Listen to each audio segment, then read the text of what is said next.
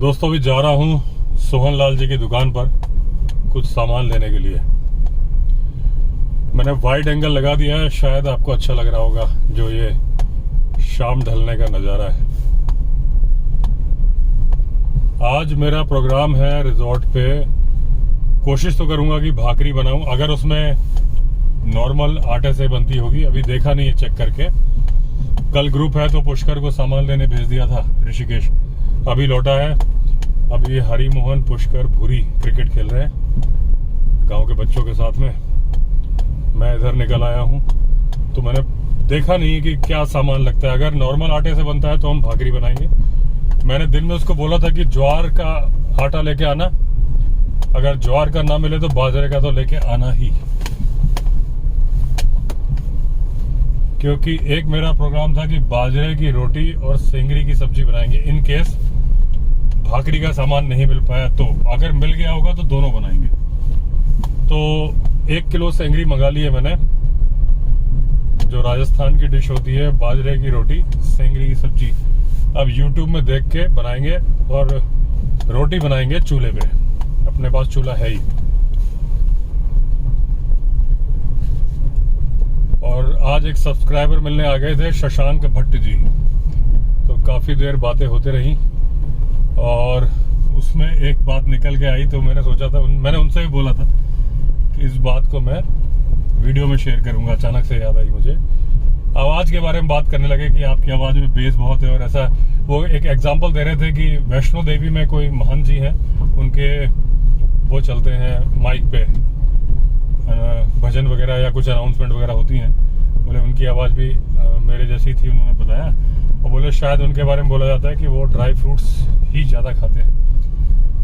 तो उन्होंने मुझसे पूछा कि आप भी ऐसा करते हो? मैंने कहा भाई मैं ऐसा बिल्कुल नहीं करता, मैं तो कभी भूले भटके ही ड्राई फ्रूट खाता हूँ, सामने मिल गए तो। अलग से मेरी कोई ऐसी डाइट नहीं है कि मैं ड्राई फ्रूट खाऊँ। तो मैंने उनको बताया कि एक किस्सा बताता हूँ आपको आवाज़ का, बिल्कुल रियल किस्सा है। दोस्तों विदिशा में जब मेरे पापा SDM थे तो बगल में ही हमारे यहाँ तहसीलदार साहब रहते थे, बिल्कुल बगल में ही, और उनका नाम था मिस्टर सेन। तो वो हमारे आने के पहले से उस मकान में थे और हमारा ट्रांसफर वहां से बांधवगढ़ नेशनल पार्क के लिए हुआ था, उमरिया के लिए।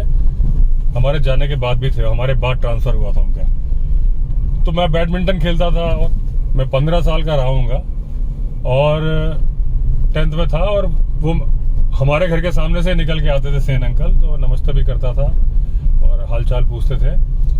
मतलब ये बताने का पर्पस मेरा ये है कि वो मुझे जानते थे, मेरी आवाज़ भी जानते थे। और उस वक्त उन्होंने फ़ोन किया, मुझे फ़ोन नंबर तक याद है मैं आपको बताया था क्योंकि अब तो वो नंबर चेंज हो गया होगा। नंबर था 426, तब 3 डिजिट के नंबर होते थे विदिशा में, तो नंबर था 426। तो उन्होंने जब कॉल किया तो जैसे ही मैंने कॉल उठाया, मुझे फ़ोन उठाने का बड़ा शौक था क्योंकि बड़ा क्रेज था। जैसे फ़ोन की रिंग बजे मैं भाग के उठाता था, पापा हो तो भी। जैसे ही मैंने फ़ोन उठाया, आवाज़ सुन के बोलते हैं, नमस्कार मैम, मैं सेन तहसीलदार बोल रहा हूँ, सर हैं क्या? अब मुझे काटो तो खून नहीं, मुझे मैडम बोल दिया। मैं दाएं देखा बाएं देखा, उसके बाद में मैं क्या बोलूँ, क्या इंट्रोडक्शन दूँ, क्योंकि मैं तो नमस्ते करता था उनको बाहर निकल के, फिर मेरी झंड होती। तो मैंने कहा साहब तो ऑफिस गए मम्मी बनके मैंने बोल दिया क्योंकि मैं बताना नहीं चाहता था कि मुझे सब विक्की बोलते थे घर में, मैं बताना नहीं चाहता था कि मैं विक्की हूँ। और उसके बाद ये 10th की बात है, और उसके बाद 11th या 12th में दोबारा उनका फोन आया, मुझे एग्जैक्टली साल याद नहीं है। और जब मैंने फोन उठाया तो वही बोले, नमस्कार सर, सेन तहसीलदार बोल रहा हूँ। मैंने कहा पापा तो ऑफिस में है तब तो बोला अच्छा। तो इतना फर्क एक ही इंसान के लिए, जो हमारे पड़ोसी भी थे और जिनका पापा से रोज मिलना था, SDM तहसीलदार का तो रोज ही मिलना होता है, और उसके बावजूद वो मेरी आवाज को पापा की आवाज समझे और एक टाइम पे मम्मी की आवाज समझे थे। दोस्तों सामान ले लिया, देखो कितना सुंदर लग रहा है सामने। शाम का टाइम है, नीचे अंधेरा है, ऊपर देखिए बिल्कुल ब्लू कलर का दिख रहा है आसमान। ये टाइम होता है दोस्तों जब लेपर्ड निकल जाता है। अभी रिसेंटली आपने 2 लेपर्ड देखे थे मेरे वीडियो पे। पेयर था मेल फीमेल दोनों थी। तो लेपर्ड वैसे पेयर में रहते नहीं है, ये सॉलिटरी एनिमल है, अकेले रहना पसंद करते हैं। जब मेटिंग पीरियड होता है तब साथ में आते हैं, 2-4-5 दिन साथ रहते हैं। वो रेयर मोमेंट था जब हमने उनको देख लिया था। अगर अभी हमें लेपर्ड मिलेगा तो वो अकेला ही मिलेगा, जो कि अपने शिकार के लिए जा रहा होगा। मैंने कई बार वीडियो में बताया हुआ है कि लेपर्ड 2 तरीके के होते हैं। एक ही लेपर्ड में जो बड़े होते हैं वो घने जंगल में रहना पसंद करते हैं, जो छोटे होते हैं साइज में वो गांवों के आसपास रहना पसंद करते हैं, क्योंकि वो बकरी कुत्ते मार लेते हैं, छोटी गाय। और जो बड़े लेपर्ड होते हैं वो जंगल में बार्किंग डियर, स्पॉटेड डियर तो बड़े आराम से मारते हैं, और कभी कभी मौका लग गया सांबर पे भी हाथ आजमा लेते हैं। और जो बड़ा लेपर्ड होता है वो दोस्तों बिल्कुल टाइगर के स्टाइल से हंटिंग करता है। घात लगा के तो सारे करते हैं, घात लगा के फिर इनकी पॉलिसी क्या होती है, एकदम से जंप मारना। और अगर इनकी जंप में नहीं आ गए फिर ये ज्यादा दौड़ना पसंद नहीं करते। कोशिश इनकी होती है कि एक छलांग में ही पकड़ में आ जाए, क्योंकि लेपर्ड के पास इतनी ताकत तो है नहीं। ये लंबा चेज करता है ना, उसके बाद में वैसे ही थक चुका होता है। और अगर जानवर बड़ा है, कुत्ते बकरी की बात अलग है, छोटे लेपर्ड की, उनको तो दौड़ने में लेपर्ड भागता है 58, 56, 58, 60 किलोमीटर पर आवर की स्पीड से। इतनी तेजी से बकरी नहीं भाग पाती, उसको तो पकड़ ही लेता है। मैं बड़े लेपर्ड की बात कर रहा हूँ जो जंगल के अंदर होता है। स्पॉटेड डियर तो टाइगर भी इसके अराउंड ही भागता है, 60 किलोमीटर के आसपास। स्पॉटेड डियर तेज भागता है, तो इनको नजदीक जाना होता है कि इतना कि एक छलांग में पहुंच जाए, थोड़ा बहुत भागना हो तो ठीक है। और लेपर्ड ऐसा जानवर है दोस्तों जो कि कैट फैमिली का होते हुए सबसे ज्यादा अफ्रीका में भी मिलता है, एशिया में बहुत सारी जगह मिलता है, इंडियन सब कॉन्टिनेंट में मिलता है, रशिया में मिलता है। टाइगर को अगर आप देखोगे तो रशिया, और वो सुमात्रन टाइगर हो गया, और इंडिया। अगर आप जैगुआर की बात करोगे जो कि इससे मिलता जुलता है, जैगुआर केवल साउथ अमेरिका और कहीं नहीं मिलता। जैगुआर और लेपर्ड में आप फर्क नहीं कर सकते अगर आपको दो तीन फीचर नहीं पता है। और 2-3 फीचर अगर आप देख लोगे, मेरे किसी सब्सक्राइबर ने लिखा था कि हम जू गए थे, वहां पे बोर्ड तो लगा था जैगुआर का, लेकिन शायद उन्होंने लेपर्ड ही उसके अंदर पिंजरे के अंदर रख दिया था, क्योंकि वो फर्क नहीं कर पा रहे थे। ऐसे नहीं करेंगे जू वाले कि जैगुआर लिख के वो लेपर्ड को अंदर पिंजरे में रख देंगे। फर्क इतना कम होता है कि आप नोटिस नहीं कर पाते। अब अगली बार आप जाओ, ये 3 बातें सुन लो, देखो आपको 1 मिनट में पहचानोगे। सबसे पहली बात तो जैगुआर का पेट आपको ऐसा लगेगा जैसे कि प्रेग्नेंट है लेपर्ड, पेट उसका कुछ ज्यादा मोटा सा लगेगा। नंबर पहली एक पहचान। स्कल वगैरह की बहुत सारी चीजों की अलग पहचान है, लेकिन उसको आप इतना ज्यादा फर्क नहीं कर पाओगे। मैं बेसिक पहचान बता दे रहा हूँ। दूसरी बात, उसके जो रोजेट है बड़े साइज के हैं जैगुआर के, और उनके बीच में एक बिंदी लगी हुई है। लेपर्ड के रोजेट छोटे हैं और बीच में बिंदी नहीं है। रोजेट मतलब जो गुलाब के आकार के निशान उसकी बॉडी पे होते हैं, ऐसा लगता है जैसे ठप्पा लगा दिया हो किसी ने। और मैंने कई बार बताया कि उर्दू में इसीलिए इसको गुलदार बोलते हैं। गुल का मतलब गुलाब, जैसे गुलाब का गुलकंद बनता है, तो गुलदार यानी गुलाब के निशान वाला गुलदार। हिंदी में तेंदुआ, इंग्लिश में लेपर्ड। इसी को पैंथर भी बोलते हैं। पैंथर इनकी जो जीनस है, पैंथेरा पार्डुस इसको बोलते हैं लेपर्ड को। पैंथेरा ओंका बोलते हैं जैगुआर को। पैंथेरा टिग्रिस बोलते हैं टाइगर को। पैंथेरा लियो बोलते हैं लायन को। और जहां तक स्नो लेपर्ड को बोलते हैं पैंथेरा ओन्सिया, अगर मैं गलत नहीं बोल रहा हूं तो यही होते हैं बिग कैट फैमिली के, जो है ना कैट फैमिली जो होती है। और लोग समझते हैं कि चीता भी कैट फैमिली का मेंबर है। चीता कैट फैमिली का कोई मेंबर नहीं है। लुक में उसकी स्किन भर थोड़ी सी तेंदुआ के जैसे, लेपर्ड के जैसे होती है, और कोई नहीं। सारी चीजें, सारे फीचर्स उसके अलग हैं। लेपर्ड आज बहुत सारे हैं। इवन मुझे कभी किसी फॉरेस्ट ऑफिसर ने बताया था कि हम लेपर्ड की गिनती नहीं करते, इतने ज्यादा है। अब सच है कि गलत है, मुझे काफी पहले का याद आ रहा है। और लेपर्ड लेकिन बहुत सारे हैं और इनके नंबर्स बढ़ रहे हैं। जो रिसेंटली अगर देखा जाए, ये पहले क्यों खत्म, लेकिन जब ये जो पहले जो इनकी हिस्ट्री थी ना, जहां ये पाए जाते थे, अगर मान लीजिए पहले 100 मिलते थे तो आज 25 ही मिलते हैं। यानी मैं नंबर्स तो बोल ही रहा हूँ, नंबर्स के अलावा एरिया, कि अगर ये पूरे वर्ल्ड में फैले थे तो आज केवल 25% एरिया में ही है। जापान तक में लेपर्ड थे, आज फॉसिल्स में मिलते हैं, अब नहीं है। आपके हांगकांग में खत्म हो गए, सिंगापुर में खत्म हो गए, तो बहुत सारे जगह लेपर्ड फैले थे, आज नहीं है।